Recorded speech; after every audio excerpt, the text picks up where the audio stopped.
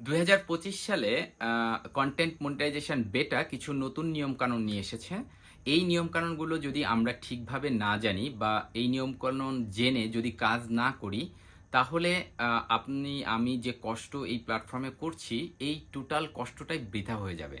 তো আমি চেষ্টা করব এই ভিডিওর মাধ্যমে কন্টেন্ট মনিটাইজেশনটা কি, বা এটা পাওয়ার জন্য শর্তগুলা কি, বা আমরা কিভাবে আর্নিং করতে পারি কোন টাইপের কন্টেন্টগুলো দিয়ে, সেই টোটাল বিষয়টাই আমি এখানে আস্তে আস্তে স্টেপ বাই স্টেপ আপনাদেরকে বলার চেষ্টা করব। প্রথমে আসেন কন্টেন্ট মনিটাইজেশনটা কি। কন্টেন্ট মনিটাইজেশন হচ্ছে এমন একটা টুল যার মাধ্যমে আমরা ফেসবুক প্ল্যাটফর্মে যাই কিছু আপলোড করি না কেন সেখান থেকে আর্নিং করার একটা ওয়ে। তো সেক্ষেত্রে হইতে পারে আপনার হচ্ছে ভিডিও, রিলস বা টেক্সট পোস্ট, এভরিথিং। তবে আপনার মানে স্টোরির ক্ষেত্রে এটা লিমিটেড ইনকাম, যে কারণে এটা এর সঙ্গে ইনক্লুড করে নাই। তো এখন এই কন্টেন্ট মনিটাইজেশনের মধ্যে তিনটা জিনিসকে ওরা কম্বাইন করছে। একটা হচ্ছে রিলস, অ্যাড অন স্ট্রিমস, আর হচ্ছে আপনার মানে কি বলে এটাকে, পোস্ট, বোনাস, বোনাস পারফরমেন্স। এই বোনাস পারফরমেন্সের ভিতরে আপনার রয়েছে ভিডিও থাকতে পারে, আপনার ইমেজ থাকতে পারে, বা হচ্ছে টেক্সট থাকতে পারে। এখন কেউ যদি কন্টেন্ট মনিটাইজেশন টুলটা একবার পায়, তাহলে সে আর কখনোই ইনস্ট্রিম অ্যাড বা রিলস বা হচ্ছে পারফরমেন্স বোনাস থেকে আর কোনো ইনকাম করতে পারবে না। এটা হচ্ছে এই জিনিস, এই টোটাল প্যাকেজটাই হচ্ছে কন্টেন্ট মনিটাইজেশন। এখন আসেন আপনি কিভাবে ইলিজিবল হবেন। কন্টেন্ট মনিটাইজেশনের জন্য আপনি ইলিজিবল হবেন শুধুমাত্রই ফেসবুক যখন আপনাকে কোনো একটা ইনভাইটেশন পাঠাবে, এবং এই ইনভাইটেশনটা আপনি আপনার ড্যাশবোর্ড বা হচ্ছে মেটা বিজনেস সুইট যে অ্যাপ্লিকেশনটা আছে এটার মাধ্যমে আপনি চেক করতে পারবেন। যদি আপনি এই সব জায়গা থেকে চেক করে না পান, তাহলে আপনি মনিটাইজেশন টুলের মধ্যে গেলেও সেখান থেকে চেক করতে পারবেন। এখন আপনি কিভাবে বুঝবেন যে এটা একটা অথেন্টিক ইনভাইটেশন?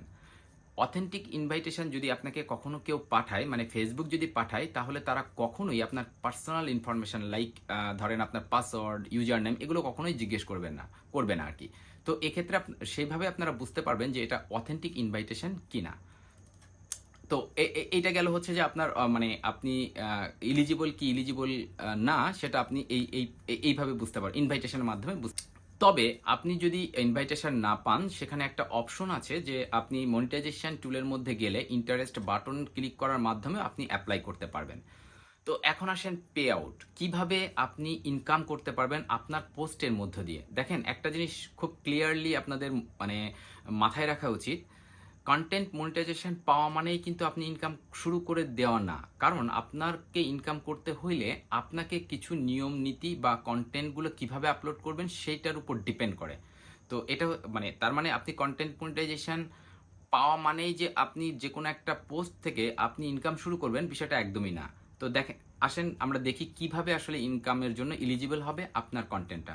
প্রথম এবং সব থেকে ইম্পর্টেন্ট যে কন্ডিশন, সেটা হচ্ছে আপনার কন্টেন্টটা অবশ্যই 15 সেকেন্ডের উপরে হইতে হবে। এটা হচ্ছে ফার্স্ট অফ অল। সেকেন্ডলি, আপনাকে ইনকামের সুযোগ আপনি তখনই পাবেন যখন এটা ডিপেন্ড করবে আপনার পেজের এঙ্গেজমেন্টের উপরে, শুধুমাত্র এঙ্গেজমেন্টের উপরে। এটা ভিউ বা রিচ বিষয়টা এমন না, এঙ্গেজমেন্টের উপরে। মানে ঘুরে ফিরে সেই একই কথা, আপনার এঙ্গেজমেন্ট ভালো থাকলে অবশ্যই রিচ ভিউ হবে আর কি। তারপরেও স্পেসিফিকভাবে বেটা এটা বলেছে। এখন কিছু কিছু কন্টেন্টের মানে কোন ধরনের কন্টেন্ট থেকে আমরা ইনকাম করতে পারবো না, সেটা মানে 8-9 রকমের আছে, সেটা আমি বলি।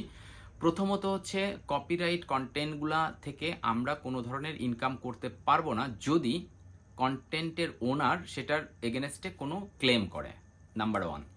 সেকেন্ডলি হচ্ছে, ধরেন আমরা ব্র্যান্ডেড কন্টেন্ট থেকে কোনো ধরনের ইনকাম করতে পারবো না। ব্র্যান্ডেড কন্টেন্ট বলতে হচ্ছে প্রমোশনাল ভিডিও।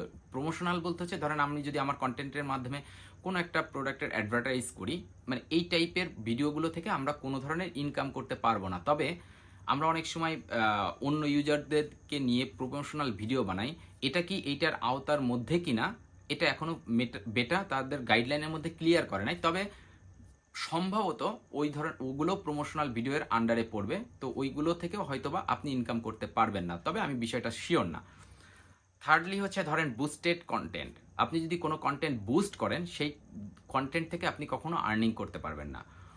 তারপরে হচ্ছে ধরেন আপনি এমন কোনো ল্যাঙ্গুয়েজ ইউজ করলেন আপনার কনটেন্টের মধ্যে যেটা ফেসবুক সাপোর্ট করে না, সেই ধরনের কনটেন্ট থেকে আপনি আর্নিং করতে পারবেন না। তারপরে আসেন ক্রস পোস্টেড কনটেন্ট আর কি। তার মানে হচ্ছে আপনি একটা পোস্ট একবার করেছেন, সেটা যদি আবার পোস্ট করেন তাহলেও সেখান থেকে কোনো ধরনের ইনকাম করতে পারবেন না। তারপরে আসেন যদি কোনো পোস্ট আপনি ডিলিট করে দেন পার্মানেন্টলি, সেটা থেকেও কোনো ধরনের আর্নিং করতে পারবেন না। তারপরে আসেন ধরেন আপনি কি বলে আপনার কনটেন্টের মধ্যে অ্যাড প্রোগ্রাম চালু আছে কিন্তু ওইটা আপনি বন্ধ করে রাখলেন, তাহলেও সেখান থেকে আপনি কোনো ধরনের ইনকাম করতে পারবেন না। ফাইনালি সব থেকে মোস্ট ইম্পর্টেন্ট যেটা, সেটা হচ্ছে ইনসেন্টিভাইজ ইন অথেন্টিক এনগেজমেন্ট। এইটার কারণে আপনি আপনার কন্টেন্ট থেকে আর্নিং করতে পারবেন না। এটা কি হইতে, মানে এটার ডেফিনেশনটা হচ্ছে ধরেন অনেক অনেক ধরনের এনগেজমেন্ট এর সঙ্গে জড়িত। তো মেইন পয়েন্ট যেগুলো, যেমন ধরেন এনগেজমেন্ট বাইট, আপনি একটা ভিডিও ক্লিক করছেন, পুরোটা দেখলেন না, সেক্ষেত্রে আপনি মানে আপনার রিচ এনগেজমেন্ট ডাউন হইতে থাকবে। ধরেন আপনি ফেক অ্যাকাউন্ট খুলে আপনার পেজের এঙ্গেজমেন্ট বাড়াইলেন, বা ধরেন আপনি টাকা দিয়ে কোনো একটা থার্ড পার্টির কাছ থেকে লাইক কমেন্ট শেয়ার এগুলো কিনলেন এ ধরনের কন্টেন্ট থেকে। আরেকটা বিষয় হচ্ছে যদি আপনি ইমোশনালি ব্ল্যাকমেল করেন আপনার অডিয়েন্সদেরকে, যেমন অতিরিক্ত কান্নাকাটি করে বা অতিরিক্ত ভয়ভীতি প্রদর্শন করে যদি আপনি কোনো কন্টেন্ট বানান, সেই এঙ্গেজমেন্টটা কাউন্ট হবে না আপনার ইনকামের জন্য। তো আশা করি আপনারা জিনিসটা বুঝতে পারছেন। এটাই হচ্ছে ফেসবুকের গাইডলাইনের মধ্যে, এর বাইরে আর কিছুই লেখা নাই। তো আপনারা ফেসবুকের নিয়মকানুন মানুন, নিয়মকানুন মেনে কাজ করুন, ইনশাল্লাহ আমরা সবাই একসঙ্গে সফল